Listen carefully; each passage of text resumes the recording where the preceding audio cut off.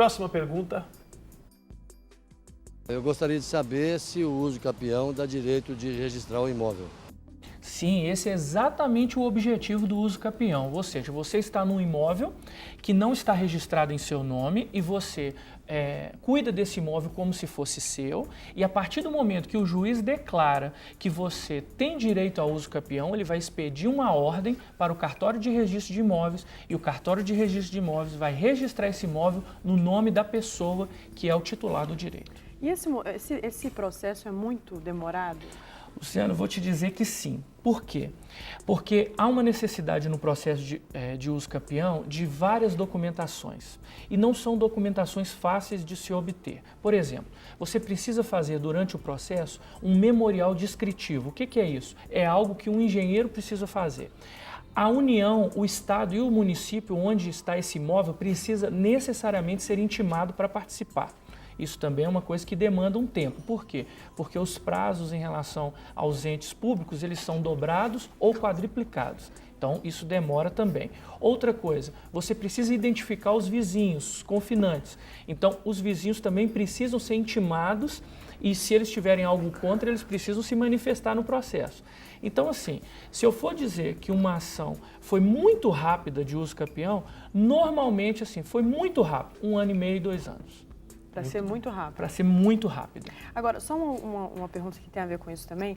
É comum as pessoas tomarem posse de terrenos que elas não sabem nem de quem são. Sim. Se esse terreno é da prefeitura, nesse caso, ela também tem direito ao uso capião? Sim.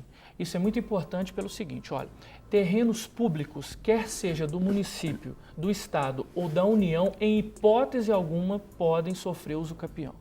Então, é por isso que a União, o Estado e os municípios são intimados quando se tem uma ação de uso capião. Se um deles identificar que aquele imóvel lhe pertence, automaticamente essa ação se encerra. Qual é a forma de aquisição de um imóvel da União, do Estado? É através de uma doação do ente público, ou então de um contrato de compra e venda também devidamente leilão, autorizado. Talvez, um leilão, alguma coisa assim. Desde que autorizado, né, no caso da Assembleia, da Câmara, ou Agora, então é uma situação bem complexa, né, Ilan? Porque às vezes a pessoa tem um terreno que às vezes falam que é de A ou de B, a pessoa está lá no terreno há muitos anos, faz todas as benfeitorias e de uma hora para outra o órgão público que teoricamente comprovou lá de 1900 e bolinha, Guaraná de rolha, como bem dizem, comprovou que é o dono do imóvel, ele do dia para a noite ele pode pedir o imóvel de volta sem qualquer tipo de indenização, a benfeitoria alguma que o... Não, nesse caso as benfeitorias também são indenizáveis. Por quê? Porque também o poder público permitiu que se construísse no local sem qualquer fiscalização. Sim. Tive um caso interessante no escritório onde a senhora ela descobriu no dia da morte do seu companheiro que o imóvel não pertencia ao pai do seu companheiro, porque ela sempre achou que pertencia ao pai do companheiro e o companheiro construiu ali. Então ela tinha aquela construção. E aí o verdadeiro dono apareceu e ingressou com uma ação para se tomar esse imóvel. Ou seja, o que aconteceu no processo? O juiz entendeu que ela era uma terceira de boa-fé, que ela não estava ali com intenção de prejudicar ninguém e disse para esse proprietário, como poderia dizer para a União, para o município ou para o Estado, nesse exemplo que você deu, pode retirar a família de lá. Porém, antes disso, você vai precisar indenizar todas as construções que foram feitas naquele período. E aí é um avaliador por parte do Estado? Sim, aí o juiz determina uma avaliação através de um oficial avaliador, ou não havendo concordância em relação ao oficial avaliador, o juiz nomeia um perito, que normalmente é um engenheiro civil, e ele vai lá e faz esse cálculo em relação às benfeitorias. Muito bem. Muito bem, a gente tem uma última pergunta feita por alguém nas ruas e a gente volta com o doutor Ilan respondendo. Vamos assistir. Eu gostaria de saber a respeito de uso capião, se uma, duas ou mais pessoas têm direito ao uso capião, seja ele imóvel rural ou urbano.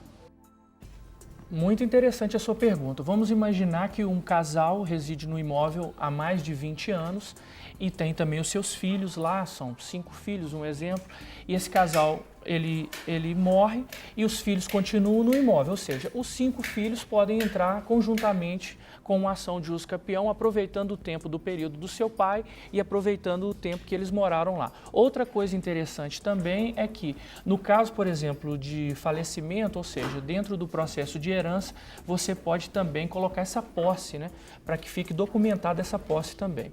Então, assim, é possível mais de uma pessoa ter direito ao uso capião do mesmo imóvel. É isso que eu ia perguntar. O exemplo que você citou dos 5 irmãos, se eles quiserem entrar, cada um separadamente, para ter o direito, aí o juiz vai reunir todas as ações, porque ele só pode ter uma decisão em relação a um imóvel. Então, ele vai reunir todas as ações. O ideal é que os 5 ingressem juntamente, né, com uma ação só, e no final da ação, esse imóvel vai ser transmitido para os 5 de uma vez. Entendi. Okay. Você falou no início sobre a questão da boa-fé e do justo título. Isso. Vamos pensar que uma pessoa mora num determinado lugar e ao lado da casa dela tem um lote vago, que ela sabe de quem é, mas a pessoa nunca apareceu ali. Passaram-se 10 anos, né? Mas logo no início desses 10 anos, o morador ao lado desse lote vago, ele cercou, começou a capinar o lote, a cuidar, plantou ali alguma coisa e tal, e ele sabe quem é o dono, mas ele não sabe onde o dono está e etc. Sim. E daí, há 10 anos, ele resolve pedir o uso capião. Ele, até o que tudo indica, ele não usou de boa fé. Sim. Mas, obviamente, ele não vai dizer isso para o juiz. Sim. Como é que fica caracterizado esse caso para o juiz, nesse caso, nesse exemplo que você deu, ele não teria direito, porque para 10 anos ele teria que ter o justo título e a boa-fé. Vamos passar para 15 anos, que aí não exigiria justo título e boa-fé. Se ele não informa para o juiz que ele sabe quem é o proprietário e, normalmente, vamos imaginar, nesse tipo de circunstância, a citação é feita por edital. Então, o que acontece? Publica-se num jornal, e aí o processo acontece. Se esse proprietário nunca aparecer e se durante o processo ficar constatado que a pessoa que está utilizando o imóvel já está lá há 15 anos, ele consegue adquirir o uso capião nessa situação. E se o dono do imóvel aparecer? Se ele aparecer, aí ele vai ter um dos requisitos que impedem o uso capião, que é o quê? Posse mansa e pacífica. A posse não vai estar mais mansa e pacífica, ou seja, houve uma contestação, houve uma interferência para parar com que aquela posse continuasse de forma pacífica. Então, a partir desse momento, ele não vai ter êxito na sua ação. Doutor Irlan, nós recebemos uma ligação do bairro Caiçara. Pois não.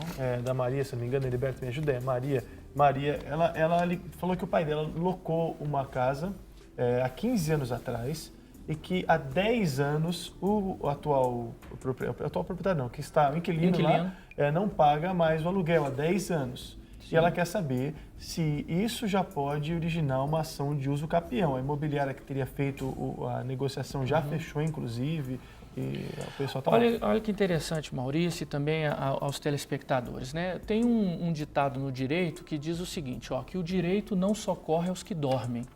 Ela está dizendo que tem 10 anos que uma pessoa está utilizando o seu imóvel e não está pagando nada. Eu pergunto, ingressou... O marido que alugou continua pagando os impostos. Sim, ficar claro, tá?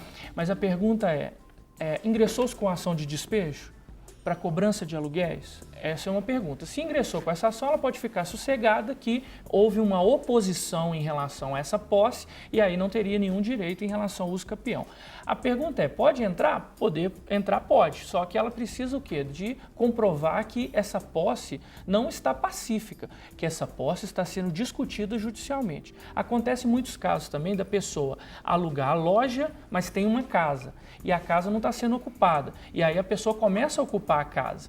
E aí, de repente, quando ela entra com o uso capião, a pessoa diz assim, não, mas ela é meu inquilino. Aí ele vai se defender dizendo o quê? Não, eu sou inquilino da loja. Da casa eu estou utilizando como se fosse minha. Sim. E aí ingressa com a ação. Tem outra pergunta da Maria Auxiliadora, que parabeniza o programa, e está dizendo, a casa do meu pai está fechada há mais de 3 anos e meio, porque ele mora com ela e cuida dela. A filha está dizendo, né? Lá que tem uma loja funcionando e uma igreja evangélica. Ela gostaria de saber se corre o risco dessa casa continuar fechada e, de repente, a igreja se apropriar da própria casa. Então, acabou de responder. Nós imaginamos que não, né? Se fizer isso aí, meu amigo, você pode chamar a gente que a gente vai orar para esse pastor. Aí se acontecer um negócio dele, com imposição de braço, inclusive. Né? Não é nem de mãos, né? Não, pelo amor de Deus. Verdade. Então, ficou respondido. Exatamente. Tem a possibilidade... Risco, não é? Porque se não for um pastor que cuida de ovelha ou de lobo, né? É verdade. Doutor Irlande, quero agradecer então a sua participação, sempre com muita clareza aqui pra gente. E volta quinta-feira que vem, né?